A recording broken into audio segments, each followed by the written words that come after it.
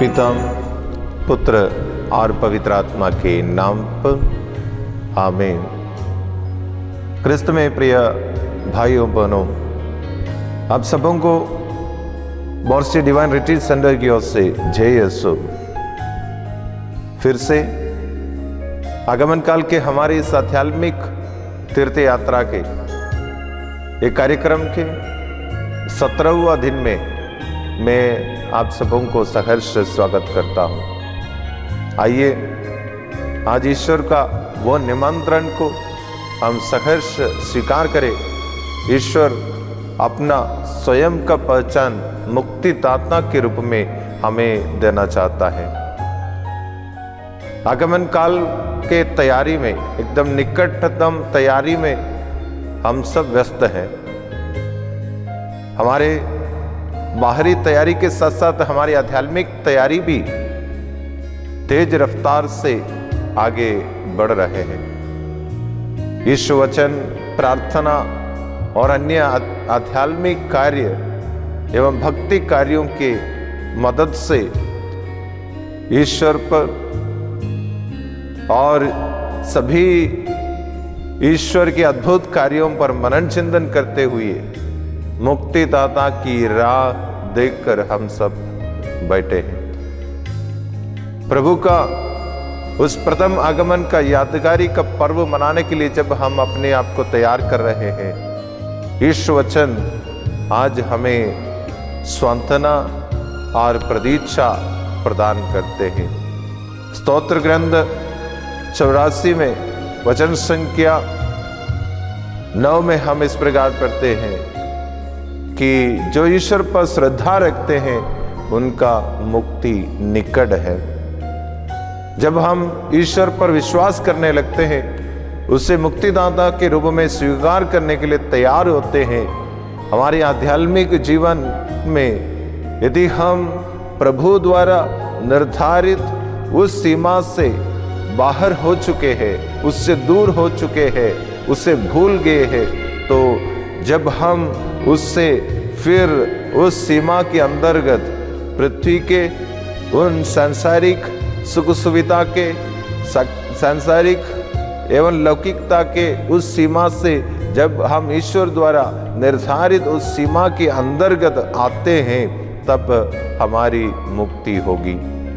प्रिय मित्रों, ईश्वर आज के वचन पाठों की मदद से हमें यही याद दिलाना चाहता है कि प्रभु में ही न्याय दिलाने का सामर्थ्य है, प्रभु में ही मुक्ति दिलाने का सामर्थ्य है।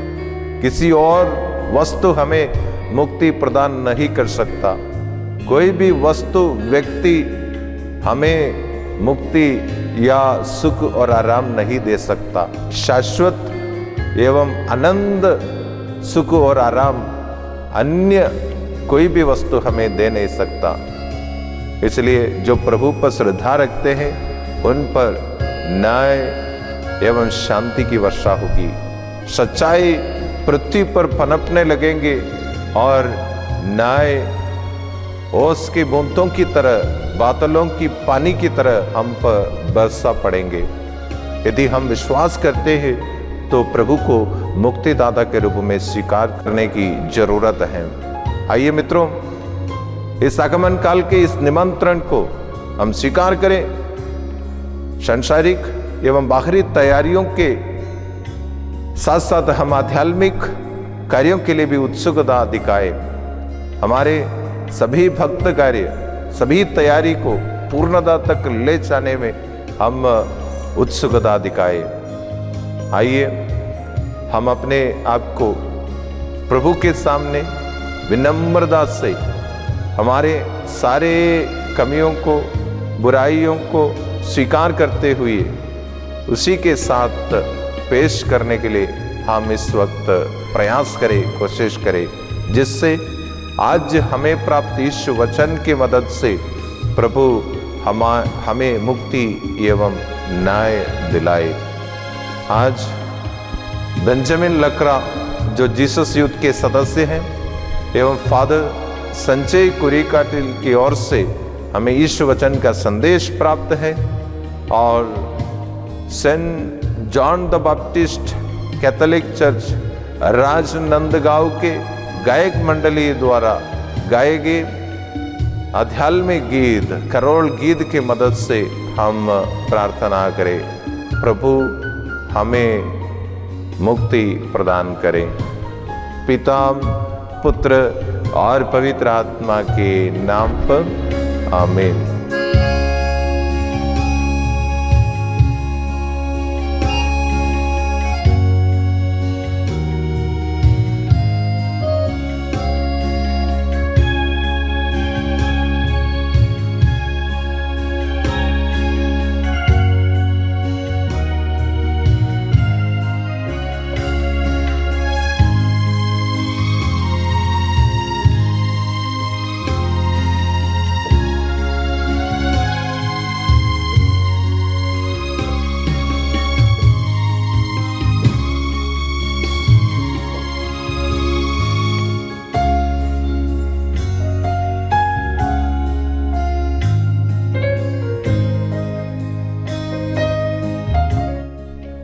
क्रिस्त में मेरे प्यारे मित्रों, आप सबों को जय यीशु। आशा करता हूं कि आप ईश्वर कृपा से अच्छे और स्वस्थ होंगे। जैसा कि आगमन काल चल रहा है और हम सभी अपनी तैयारी जोरों शोरों से कर रहे हैं, साज सजावट से अपनी आध्यात्मिक तैयारी कर। आज बेतलेहम की तीर्थ यात्रा का 17वां दिन है और आज हम देखेंगे नबी ईसायाह के ग्रंथ से। नबी ईसायाह का ग्रंथ अध्याय 9 बस संख्या 5 से 6 तक। इसमें लिखा है, हमारे लिए एक बालक उत्पन्न हुआ है, हमें एक पुत्र मिला है, जिसके कंधों पर राज्य अधिकार रखा गया है। उनका नाम होगा अपूर्व परामर्शदाता, शक्तिशाली ईश्वर, शाश्वत पिता, शांति का राजा। वह दाऊद के सिंहासन पर विराजमान होकर सदा के लिए शांति, न्याय और धार्मिकता का साम्राज्य स्थापित करेगा। विश्वमंडल के प्रभु का अनन्य प्रेम यह कार्य करेगा। शक्तिशाली ईश्वर, आप क्या समझते हैं शक्तिशाली ईश्वर से? जब यह भविष्यवाणी की गई तो लोग मानते थे कि एक राजा उत्पन्न होगा जो बहुत शक्तिशाली होगा, उसके पास शक्तिशाली सेना होगी और वह अपने सैन्य बल से सब कुछ अपने अधिकार में कर लेगा। और ऐसी भविष्यवाणी आज तक जितने भी शक्तिशाली राजा हुए उनके लिए नहीं हुई, लेकिन ये अद्वितीय भविष्यवाणी यीशु के लिए हुई। पर जब यीशु आए जो शक्तिशाली ईश्वर है, जैसे नबियों ने कहा था, पर हम यीशु को देखते हैं तो हम पाते हैं कि वह हमारे लिए एक मनुष्य रूप धारण कर बेतलेहम के एक गौशाले में जन्मे। वे बहुत विनम्र थे, उन्होंने कभी अहिंसा नहीं की। वे अपने माता पिता के अधीन रहे और अपनी माता पिता की आज्ञाओं के पालन करते हुए जीवन जिए। वे किसी को दुख नहीं देते थे, वो सबों से प्यार करते। जब हम यह देखें तो एक मानव दृष्टि से यह एक शक्तिशाली राजा की प्रवृत्ति नहीं, किंतु हमारे शक्तिशाली ईश्वर यीशु मनुष्य के दृष्टि से परे। हमारे सशक्तिमान ईश्वर प्रभु यीशु को अपने साम्राज्य स्थापित करने के लिए कभी सेना और अस्त्र शस्त्र की जरूरत नहीं पड़ी। वह तो प्रेम और शब्द मात्र से अपने राज्य को स्थापित की। जब हम देखते हैं कि प्रभु ने अपने शब्द मात्र से सारी आंधी तूफान को शांत किया, उनके शब्द मात्र से पेड़ सूख जाते थे। वो इतने शक्तिशाली थे कि उनके वस्त्र छूने मात्र से लोग चंगे हो जाते थे।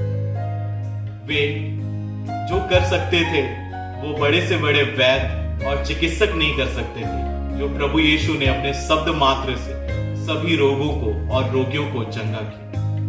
हम जब देखते हैं जो शक्तिशाली होता है राजा महाराजा, वो युद्ध करके और लोगों को मृत्यु के घाट उतार कर अपना राज्य स्थापित करता है। किंतु हमारा प्रभु यीशु इतना शक्तिशाली ईश्वर है कि वह 4 दिन से मृतक लाजरुस को, विधवा के पुत्र को और लोगों को मृत्यु पर विजय प्राप्त कर अपने शब्द मात्र से जीवन दान देने वाला सर्वशक्तिमान ईश्वर। जिस प्रकार पवित्र आत्मा से प्रेरित लेखक, नबियों और संतों ने प्रभु यीशु जो शक्तिशाली ईश्वर है उनको अनुभव किया और उन्हें पाया, उसी प्रकार आज भी हमें भी अपने मानवीय विचारों, कल्पनाओं से, उनकी दृष्टि से ऊपर उठकर आगे बढ़ना है और हमें भी अपने आप को पूर्ण रूप से समर्पित करना है। तभी हम यीशु को, उस शक्तिशाली ईश्वर को प्राप्त कर सकते हैं और उनमें एक हो सकते हैं। तभी हम प्रेम, विनम्रता, दयालुता और अनंत जीवन प्राप्त कर सकते हैं। तो आइए मेरे प्यारे मित्रों, हम सभी इस क्रिसमस अपने दुखों, चिंता, भय, कमजोरी और अपनी सारी बुरी आदतों के जंजीर से मुक्त हो जाए और उस शक्तिशाली ईश्वर यीशु का अपने हृदयों में स्वागत करें, जो ईश्वर सदैव हमारे साथ रहता है। इसी सब के साथ मैं विराम देता हूं और आप सबों को और आपके परिवार को खुश जन्म पर हैप्पी क्रिसमस और ईश्वर की आशीष आप पर और आपके सारे परिवार के सदस्यों पर बनी रहे। धन्यवाद।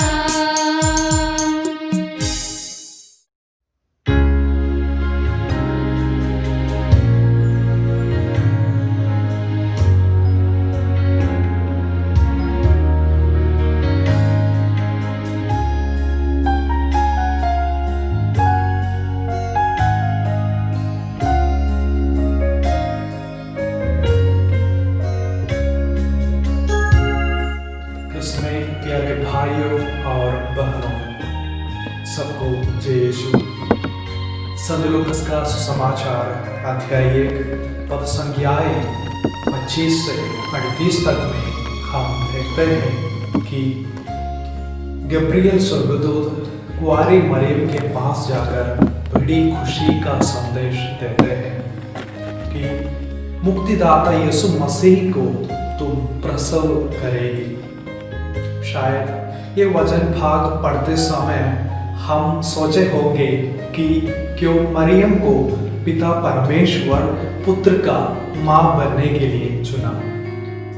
मरियम एक सादा सीधा परिवार की लड़की थी और वैसे माँ बाप भी। बाइबल में हम कहीं भी माँ मरियम को घुटने टेके ऐसे प्रार्थना करती हम नहीं देखते हैं कि मुक्तिदाता मुझसे उत्पन्न हो। अगर हम बाइबल में यह देखते हैं कि कई महिलाएं बच्चा के लिए रोती हुई प्रार्थना करती है। उत्पत्ति ग्रंथ में इब्राहिम की पत्नी सारा एक बच्चा के लिए प्रार्थना करती है। हम सभी को यह याद करना जरूरी है कि इब्राहिम से ईश्वर कहते हैं तुम्हें धरती के बालों के समान पुत्र प्रदान करेंगे। तुम्हें धरती के बालों के समान पुत्र प्रदान करेंगे। आगे पढ़ेंगे तो याकूब की पत्नी भी इसी प्रकार एक बच्चा के लिए प्रार्थना करती है। शमूएल नबी का पहला ग्रंथ अध्याय 1 में हम पढ़ते हैं नबी की माँ हन्ना पुत्र के लिए रोती हुई प्रार्थना करती है। नया विधान में जकरिया की पत्नी एलिजाबेथ बांझ कहलाती हुई शर्मिंदा होके रहती है। इसी प्रकार बाइबल में कई स्त्रियां प्रार्थना करते उपवास करके रोते हुए एक बच्चा के लिए इंतजार में थे। पर पिता ईश्वर मरियम नामक लड़की को चुना। वह लड़की बच्चा के लिए शादी के लिए अपने भविष्य जिंदगी के बारे में परेशान नहीं थी। ऐसी एक लड़की को ईश्वर ने चुना। क्यों पिता परमेश्वर मरियम को अपने इकलौते पुत्र का मां बनने को चुना? इसका उत्तर हम शमूएल नबी का पहला ग्रंथ अध्याय 16 पद संख्या 7 में देखते हैं। मनुष्य तो बाहरी रूप रंग देखता है किंतु प्रभु हृदय देखता है। मनुष्य तो बाहरी रूप रंग देखता है किंतु प्रभु हृदय देखता है। पिता ईश्वर मरियम का हृदय को जाना। उनकी निष्कलंक और निर्मल हृदय पिता स्वीकार किया और चुन लिया। पिता ईश्वर मरियम का हृदय विश्वास को देके चुना। संत लूकास का सुसमाचार अध्याय 1 पद संख्या 39 से 45 तक वाक्यों में हम पढ़ते हैं मरियम का अभिवादन सुन के एलिजाबेथ पवित्र आत्मा से पूरित हो गई और एलिजाबेथ बोलने लगी आप धन्य हैं जिन्होंने यह विश्वास किया कि प्रभु ने आपसे जो कहा वह पूरा हो जाएगा। धन्य है जिन्होंने यह विश्वास किया कि प्रभु ने आपसे जो कहा वह पूरा हो जाएगा। एलिजाबेथ के मुंह से मरियम को धन्य बोलने पवित्र आत्मा ने प्रेरित किया है। मरियम का दृढ़ विश्वास को पिता ने बड़ा माना है। मरियम का दृढ़ विश्वास को पिता ने बड़ा माना है। मरियम का विश्वास उनकी बोली वचन से स्पष्ट है कि मरियम बोली, मैं प्रभु की दासी हूं, आपका कथन मुझ में पूरा हो जाए। मैं प्रभु की दासी हूं, आपका कथन मुझ में पूरा हो जाए। ईश्वर के लिए कुछ भी असंभव नहीं है।